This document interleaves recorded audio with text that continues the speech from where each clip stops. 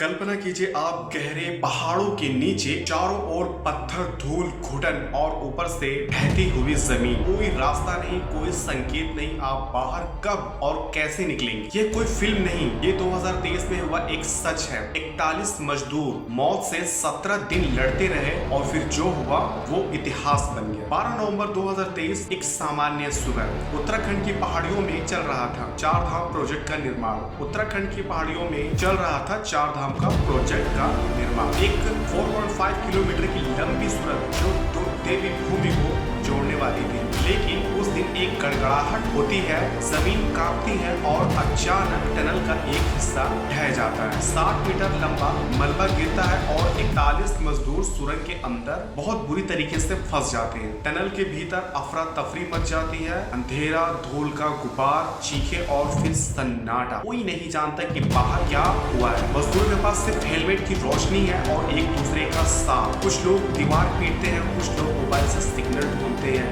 लेकिन कोई नेटवर्क नहीं, कोई रास्ता नहीं। और सबसे खतरनाक जो ऑक्सीजन का लेवल था वो दिन ब दिन वो घटते ही जा रहा था। पहले 24 घंटे सबसे कठिन। कोई पानी नहीं, कोई खाना नहीं और जो भारी का दबाव, जो हवा का दबाव था वो कम होता ही जा रहा था। लेकिन डर के बीच एक चमक सी पैदा होती है हौसले की। 28 साल का राज एक मजदूर जो 2 बच्चों का पिता है, वो सबको इकट्ठा करता है और सबको अच्छी तरीके से बहुत मोटिवेट करता है। वो कहता है कि अगर हम घबराएंगे तो यही मर जाएंगे, लेकिन अगर हम साथ रहे तो जिंदा निकलेंगे। छोटे छोटे ग्रुप वो सभी लोग आपस में बनाते हैं। उन सभी ग्रुप में कोई कहानी सुनाने का काम करता है, कोई ताश निकालता है। वे हंसने की पूरी कोशिश करते हैं क्योंकि आंसू अब काम नहीं आने वाले थे। बाहर न्यूज चैनल्स ब्रेकिंग न्यूज चला रहे हैं। टनल में फंसे 41 मजदूर परिवार रो रहा है, सरकार दबाव में है। रेस्क्यू टीम आती है और पहला टारगेट अपना डिसाइड करती है मजदूरों तक एक 6 इंच की पाइपलाइन पहुंचाना और पाइपलाइन के जरिए ऑक्सीजन, पानी, खाना अंदर भेजना। और पहली बार सुरंग के अंदर से आवाज आती है, हम सभी जिंदा हैं। रेस्क्यू आसान नहीं था, भारी मशीनें बार फेल होती थी, चट्टानों की परतें मशीनों को रोक देती थी। हर बीता दिन एक परीक्षा की तरह थी, पर रेस्क्यू टीम हार नहीं मानती है। वे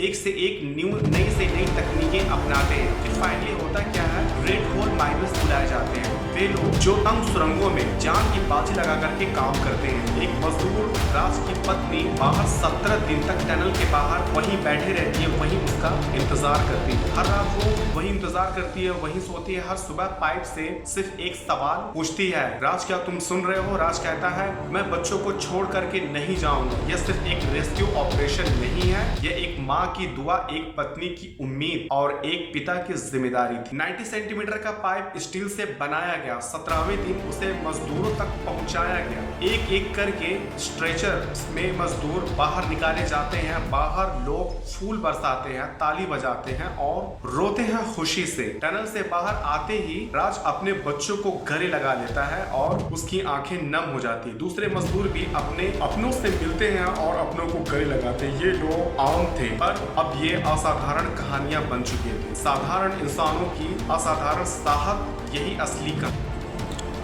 अगर ज़िंदगी कभी आपको अंधेरे में ढकेल दे तो ये मत भूलना कि रोशनी किसी पाइप से भी आ सकती है।